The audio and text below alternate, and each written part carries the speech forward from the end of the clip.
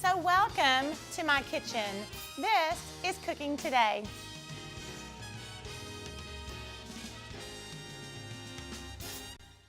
Hi, welcome to Cooking Today.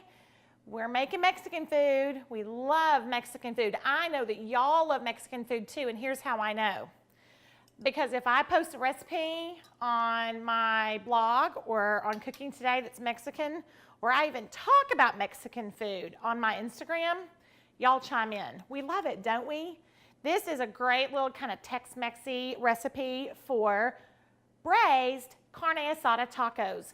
My family will eat anything that you put inside of a tortilla. Isn't it the truth? Especially kids. You can put anything in a tortilla, call it a taco, and they will eat it.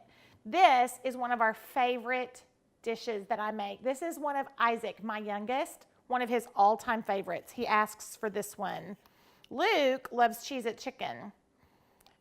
Gracie loves shrimp and grits. You know how you just kind of know what everybody loves? Sam loves red beans and rice. I like it all. Of course, I make it all. But this is one of Isaac's very favorites. And it is just, you know, it's one of those that you can put in the oven, make it in advance. You can put it in a slow cooker as well. I'll give you the slow cooker option on the recipe. And it just kind of cooks nice and low and slow all day long and feeds quite a few people, probably 6 or so, especially if you do all the good little sides like guacamole and good rice or a good little pico, you know, chips and salsa, chips and queso, whatever. I mean, it's good, isn't it? We love all those things. And what we're starting with is this is my homemade taco seasoning that I really, really love. I encourage you to make your own if you can. It just takes a few minutes. And then, you know, like I've told y'all before, I love to mix my little rubs and mixes and like keep them in my jars because then I can use them whenever. And it's easy to like blend them up that way. So my homemade taco seasoning starts with chili powder. We did a couple teaspoons of that, some cumin, little salt, little pepper, black pepper. And then I already measured this out, but this is teaspoon of brown sugar. You know, brown sugar is so good. It just kind of helps balance out all of that spice and the heat. Not only that, but if you're putting it on meat, especially this meat that we are going to braise, get a good sear on, it's that brown sugar in this rub that kind of caramelizes. That's just really, really good. And then we're doing a little bit of garlic and onion and oregano. Aren't these classic flavors? It smells so good. And I've used this on, oh, I don't know, all kinds of things. I've made it on all kinds of things. You can just totally store this and use it over and over and over again. Okay, you could even stir this little rub or, you know, taco seasoning mix into like Velveeta, kind of season up like a good little queso. Wouldn't that be delicious? Okay, and then here's cayenne. I'm going easy on it. Not a whole lot, about 1/4 teaspoon or so, just for a little good heat because we can't have Mexican food without a little heat, right? Okay, so I've got my rub in my little jar and I'm going to give it a shake. Now, I've got my braiser and I'm going to get this turned on nice and hot and give this a little swirl of olive oil. What we're going to do, this is braised carne asada tacos. And the reason I'm telling you braised and putting it in the recipe title is because braising is a particular way to cook the meat. These are kind of like street tacos, you know, like if you were to go to a big city or you go to Mexico or somewhere else, street tacos are a lot of times carne asada. And basically what that means is it's a beef taco. Most of the time, it's like a steak taco. Most of the time it's made with like a skirt steak or a flank steak or something like that. I have a flank today. It's a 2-pound flank right here.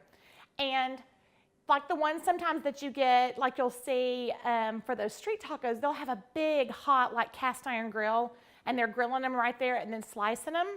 Well, I am doing this version that's just a little bit different because you know I love to braise meat. It's one of the things that I do around here a lot. One of my favorite, manners to cook meat. And so what I'm going to do, sear it first, get that good crust on the outside of the meat that I love. I mean, it's just kind of the way we do it. It's good, isn't it? And we're going to sear it on the outside. Then we're going to put it in a little bit of liquid and then kind of slow cook it in the oven or in your slow cooker. And it's a little bit more of like a long, slow, kind of hands-off approach rather than doing it over a grill. So, but you're going to get the same result. What you're going to get is amazing, seasoned, delicious, tender carne asada tacos. I'm going to take my rub and I'm going to use it all. I'm going to do half of it on this side and rub it all the way around. We're going to flip it over, rub it all the way around on the other side. And when we come back, we are going to sear this steak in our braiser and chop up our vegetables and get going. It's going to be good eating today. This is Cooking Today. Cooking Today, sponsored by West Rock Coffee Company. Hi, welcome back to Cooking Today. We're making braised carne asada tacos. I have taken this homemade taco seasoning, which is also we're using for our rub, and rubbed down our 2-pound flank steak. Now, if your flank steak is too big to fit into your pan, you can cut this in half and then braise each side. Just kind of do it in batches rather than doing the whole thing. I think mine is going to be really snug in my pan, but I think we can do it, but I'm going to see. So I'm going to take my flank steak that I've rubbed down with my salt, with my rub, and then I have preheated my braiser. Oh yeah, that's going to fit. Preheated my braiser with a little swirl of oil in the bottom. And then I'm pressing this down. I really want this to get a good dark crust on it. You've seen us do this before. You know. We're just going to let that go. Okay? And then I've got this, it's going to spit a little bit while it cooks, so I'm just going to cover it with my splatter screen while it sits there so that it just kind of saves your kitchen. You know, the kitchen cleaner, that's me, the kitchen maid, those kind of things matter, don't they? So I've got an extra large splatter screen for that. Now, I'm going to cook with my ears a little bit and my nose. I can kind of tell, you know what good dark, almost like burned meat smells like that good char? We're kind of going for that. So I'm going to kind of smell for that while I cut up my vegetables because that's what we love. And that's kind of what, street tacos are. They're kind of that good charred meat. It's such a good bite, isn't it? So we're going to let that braise or sear. We're not braising yet. Braising is when we actually put the liquid on it. Is considered the braise.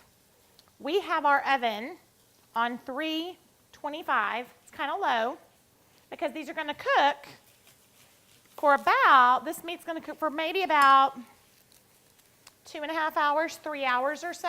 I would say I would err closer to the 3. It needs to be fork tender. Anytime you are cooking a steak or a roast or, a braised piece of meat like this in the oven, or even in your slow cooker, I think people always worry a little bit that it's not going to be tender, or they say that their roast or their meat or whatever is not tender. Their pork, we've done pulled pork here. Just give it a little more time. That's all it takes. And so this, we're going to actually put in our oven and let it cook nice and slow at 325 for, like I said, about 3 hours or so. It needs to be nice and fork tender. And let me tell you this too while I'm cutting up the vegetables and we're getting our sear. If you were going to do this in a slow cooker, because I have a lot of y'all asking me about slow cooker recipes. I don't do a ton of slow cooker recipes, but this is one you could do without question. You can see, you need to get the sear. So if your slow cooker has that, the insert comes out, like it's a good heavy iron one, and you can do it on the stove, get your sear. Then, go ahead and finish it off in your slow cooker.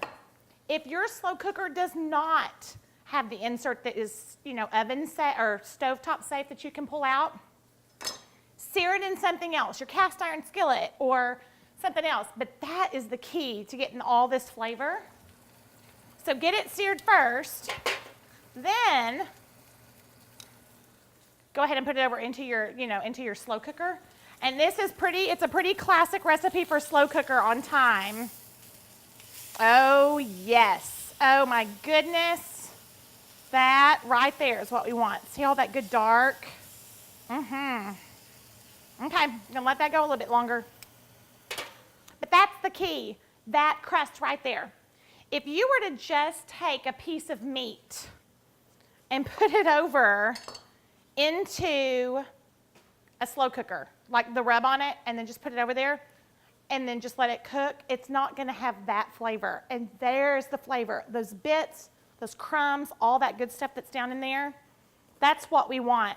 So, yes, on the slow cooker, but get your sear. Cook it on high for about 4 hours. Cook it on low for about 8 hours or so, 6 to 8 hours. The bottom line is, as long as there's enough liquid in the bottom of your, you know, your pan or your slow cooker, you really cannot cook this too long. If it falls completely apart into shred, then delicious. That's a win. It's a win-win anyway.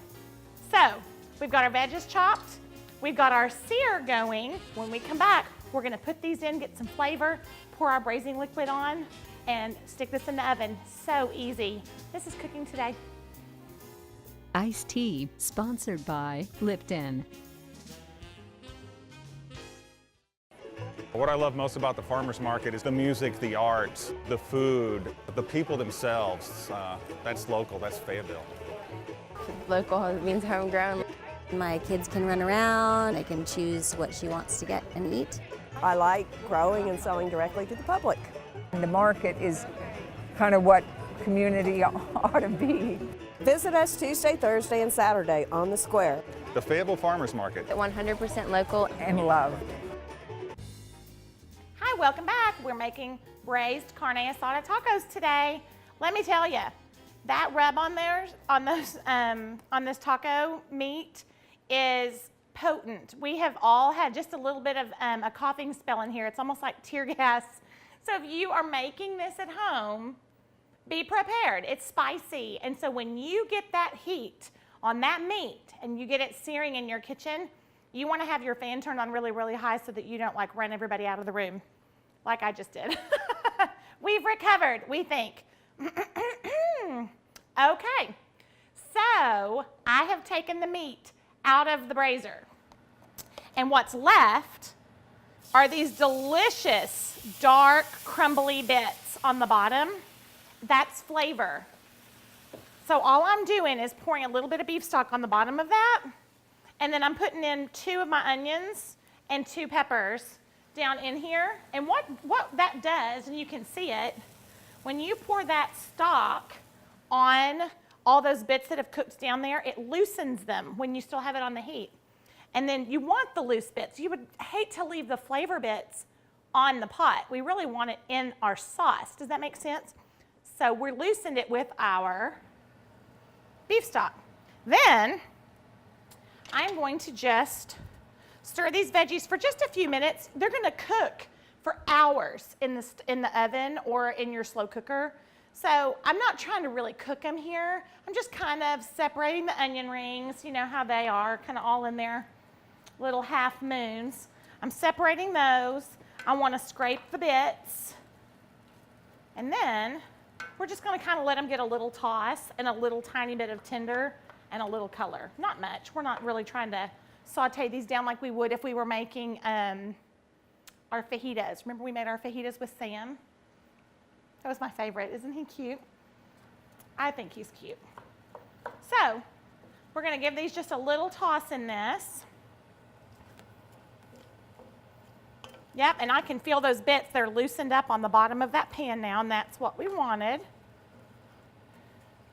And then, after I just give this a good little stir and separation right here,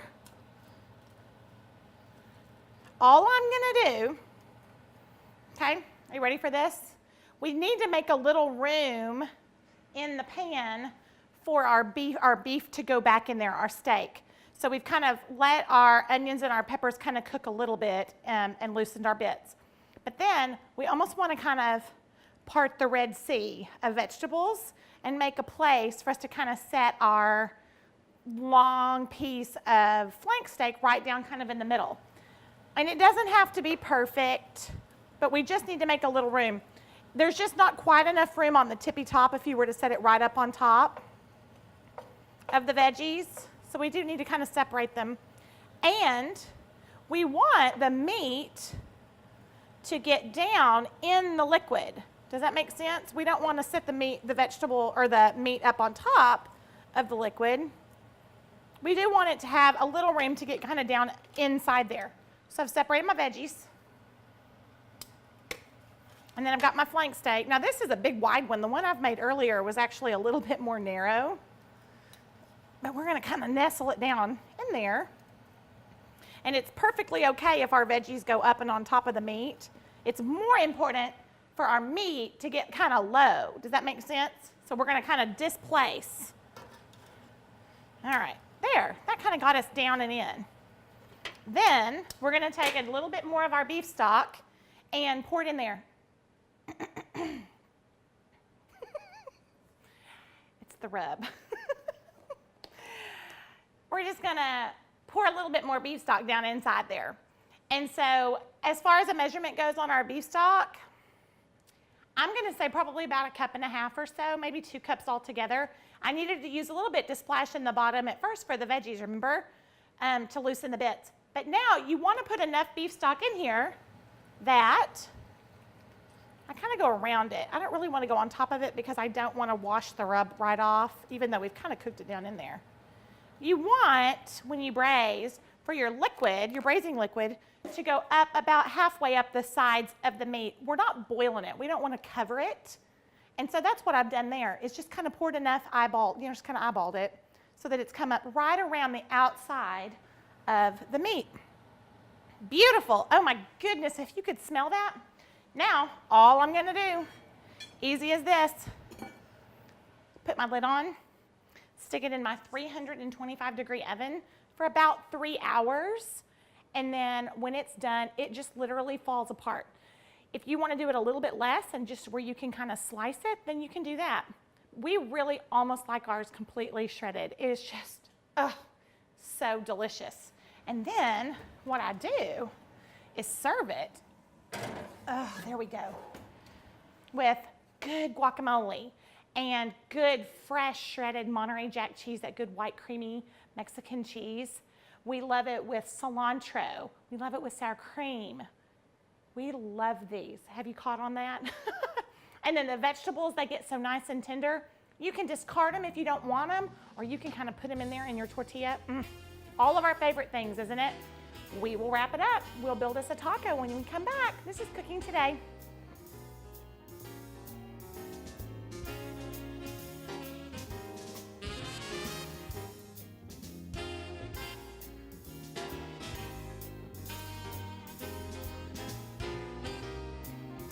Candy, sponsored by Mars. I mean, you should be on camera trying to talk through this. I'm like on the verge of choking and sneezing and crying and oh my gosh, it's this rub. So what do I do? Something like that so you know not to go on.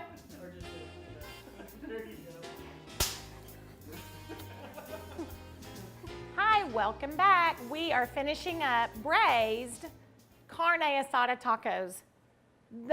Like all my favorite flavors. We just love Mexican food. I know y'all do too. So good. We braised in that liquid, that beef stock that we poured down over that flank steak, that we got all that good sear and all that good seasoning that we smelled this room up so good.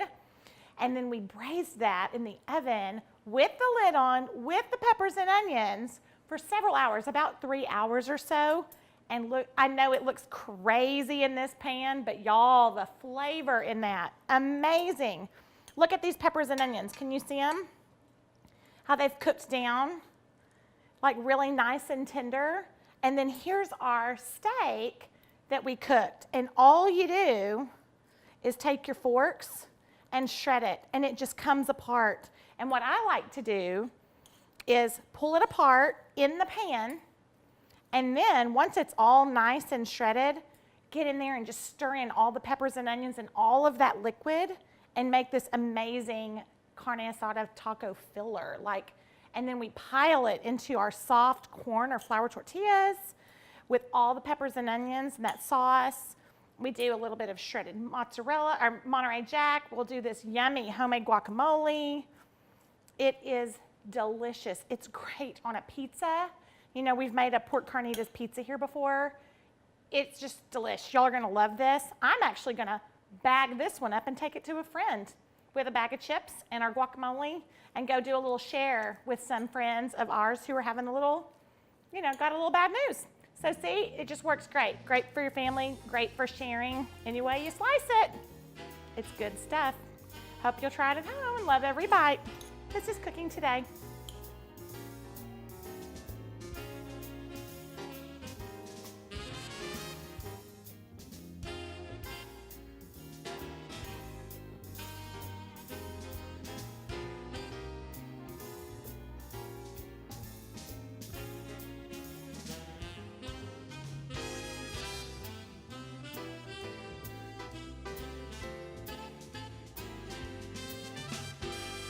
Cooking Today, sponsored by West Rock Coffee Company. Kitchenware is provided by Una Mays. Groceries provided by Harps, Hometown Fresh. Online Elements sponsored by Fayetteville Farmers Market.